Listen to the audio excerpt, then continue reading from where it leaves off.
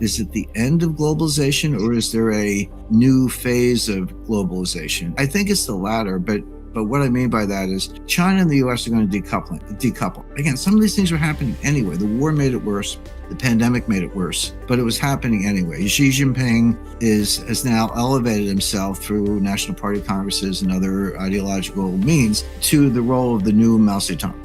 Jiang Zemin, Hu Jintao, and these other guys, like, who cares? They're footnotes. Deng Xiaoping, he gets a gold star, but it's really now Mao and Xi Jinping. He's the new Mao. And he had decided to decouple the Chinese economy from the U.S. anyway, before everything we're talking about. And of course, Trump, when he was president, was kind of thinking along the same lines. Now we get a Biden, he's not all there, but he's certainly got a globalist crowd around him. But too bad, it's not working. So we're going to blow up the global supply chains. We already have. They'll be rebuilt, but along new lines. So let me give you a very concrete example. The biggest semiconductor manufacturer in the world and the most sophisticated is Taiwan Semiconductor Manufacturing, TSM. Yeah. And then kind of Intel is like a close second. They're both really good. They're down to 5 nanometer chips, working on 3, but the best the Chinese can do is maybe, 10 or 15. They're just not in the same league, and same with the Russians. They have separately announced they're building new fabs, it's a fabrication plant for semiconductors in the United States, Taiwan, and they're $10 billion each. And they're going to take 3 to 5 years to build, because you can't, it's not a question of 4 walls. These things are very sophisticated, very hard to do right.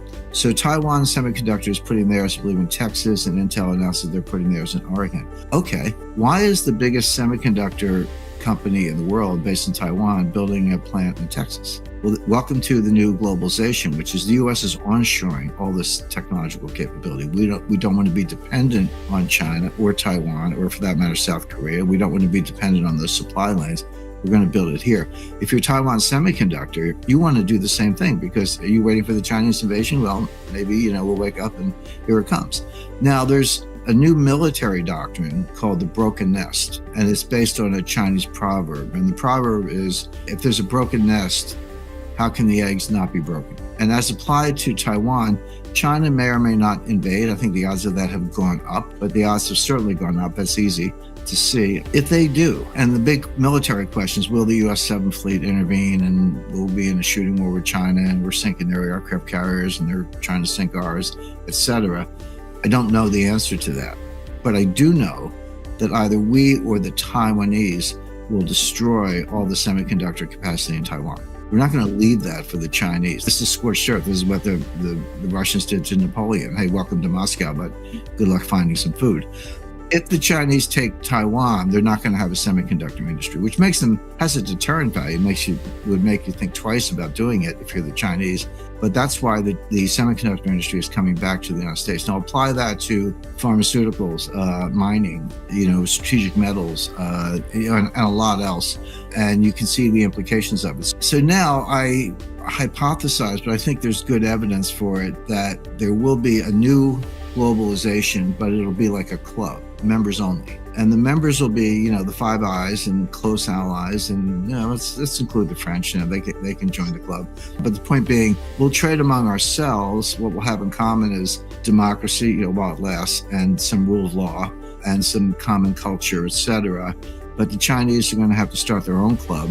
Maybe in East Asia. Hopefully, the Japanese will be in our club. The Russians remains to be seen. And the big wild card is India, because India is probably, like, as we're speaking, surpassing China in population. If it isn't already, it'll be the number 1 most populous country on earth. And to their credit, they've had a functioning democracy since 1947. Now, lots of other problems with socialism and inefficiency and some corruption and all that, but they're a long-standing democracy with the largest population in the world, immense potential human capital. So where do they come out? So that's to be determined, but we'll probably end up with a new globalization that will be quite different, because it will involve a lot more onshoring, less reliance on trading partners, and to the extent you do have to rely on trading partners, that's always a fact of life. It'll be a kind of members-only club, and the Chinese will go their own way. But that also means things are going to be more expensive. To me, the saddest case, and I've spent a lot of time there going back 40 years, is Africa. Because Africa does have enormous potential. I always tell people Africa doesn't exist. You have to travel around Africa to know it doesn't exist. It's like 58 countries from, with a large section that's unpopulated. The Sahara Desert, I've been out in the Sahara Desert. Northern Africa, of course, is Muslim and speak Arabic and Berber culture and descent, a lot of European influence. It's almost like an extension of Europe in some ways. I mean, certainly in antiquity that was true. And then South Africa, lots of political problems, but moderate climate, great wine, beautiful, beautiful part of the world.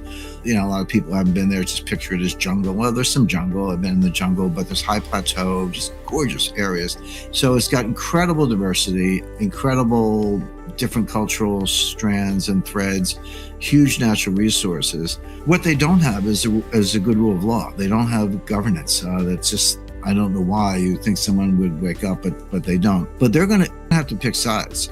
Some of these countries, and I would say Zambia, Zambia, but also Zimbabwe, some of the others are practically Chinese colonies. I know colony is a bad word and we don't have them anymore, but economically we do. And China has gone in. When China does a mining project, it's like they create a lot of local jobs. Some they send in Chinese by the thousands, by the plane load, build company towns, mostly populated with Chinese, strip the minerals.